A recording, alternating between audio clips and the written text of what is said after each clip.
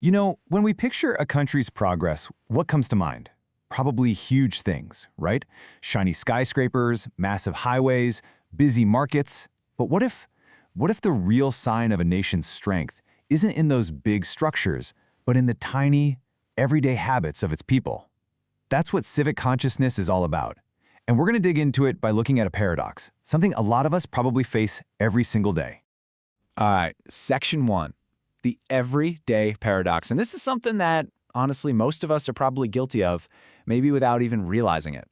So picture this. You've definitely been here. You see trash on the street and you think, ugh, why are people so messy?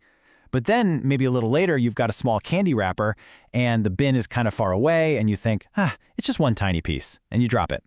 That right there, that's the conflict, isn't it? It's this huge gap between the clean city we all want and what we're actually willing to do moment to moment to get it. And this really gets to the heart of this internal battle we all have. On one hand, we have these big hopes, right? We want clean streets, we want things to be orderly. But on the other hand, there are our habits, tossing that small piece of trash or just blaming someone else. It's so easy to become an expert on what's wrong with everything instead of being part of the fix. And that brings up a really crucial point. Real, lasting change. It's not something we can just import, like a new policy. It's not some grand project someone else is going to build for us. No, it's built from the ground up, from millions of our own small daily decisions. Things like, do you actually wait in line, or do you pick up that piece of paper you see on the ground? It might sound small, but those choices, they are literally the bricks that build a functioning society. Okay, so section 2. Let's ask the big question. Why do we break the rules so often? Because look, it's not just about a few bad apples. We've got to zoom out and understand the bigger systems that are actually shaping these habits. And when you look at it, you see these factors all feed into each other, creating this powerful negative loop. Think about it. When the rules aren't enforced, you start to think, well, I guess they don't really matter. If you don't trust that filing a complaint will do anything, you just stop trying.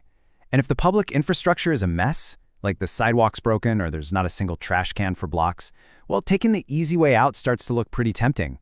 Before you know it, breaking the rules isn't the exception, it's the norm. This quote just nails it. It really gets at the incredible power of social pressure. I mean, when it feels like everyone around you is cutting corners, being the one person who follows the rules can actually make you feel kind of dumb. The whole system flips, and it starts to reward the wrong behavior.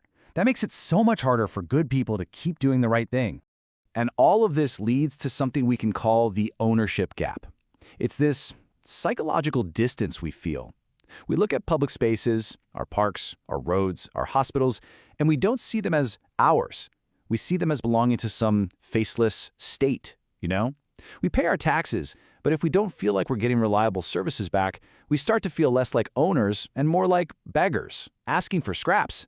And let's be honest, if you don't feel like you own something, why would you ever take care of it? So, okay, this feels like a big problem. How have other places tackled this? Let's take a look at some really powerful lessons from around the world. Take a place like Denmark. There, following the rules isn't this heavy burden. It's just how life works. And it's not because there's a cop on every corner. It's because the system is trustworthy. Public services are reliable, things are transparent, and there's this deep foundational trust. You do your part, and you believe the state will do its part. It's a two-way street. Then you've got Japan, which is just fascinating. Students there actually clean their own schools. And I mean everything. Classrooms, hallways, even the bathrooms. This isn't detention, it's literally part of their education. And it teaches two incredibly profound lessons from a super young age. First, a clean space is something you help create. And second, all work that helps the community is honorable. It's worthy of respect. That's a game changer. And of course, there's Singapore. They completely transform their society with a really clear and consistent approach.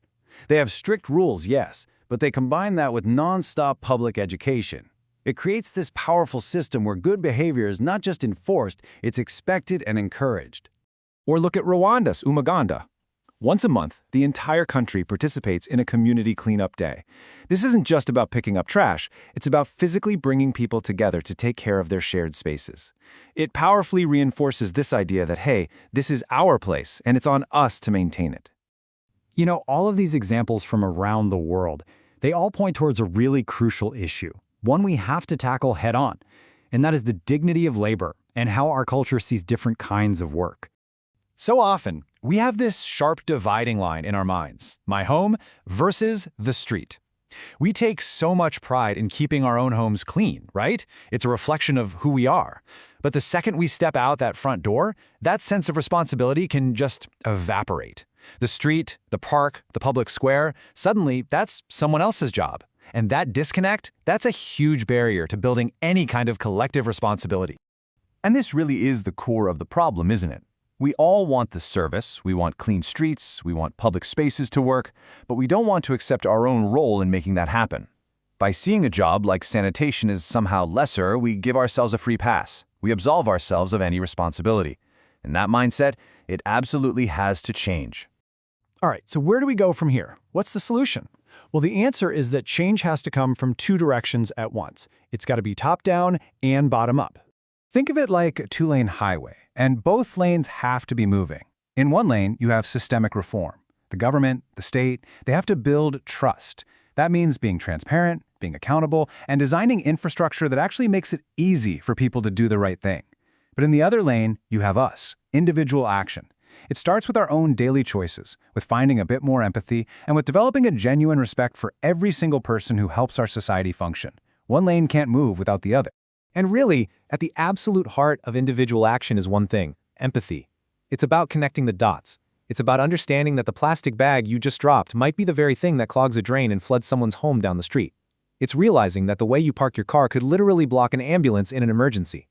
Once we start to truly feel how our small, thoughtless actions impact other people's lives, being a responsible citizen isn't a chore anymore. It just becomes second nature. Because in the end, building a nation isn't just about big, sweeping policies. It really all comes down to a simple, personal question you can ask yourself every single day. What responsible choice am I going to make today? That choice to find a trash can, to wait your turn in line, to help out a neighbor. These things feel small, but they aren't. They are the very foundation of a thriving nation. The change we all want to see in the world? It starts with the choice you make right now.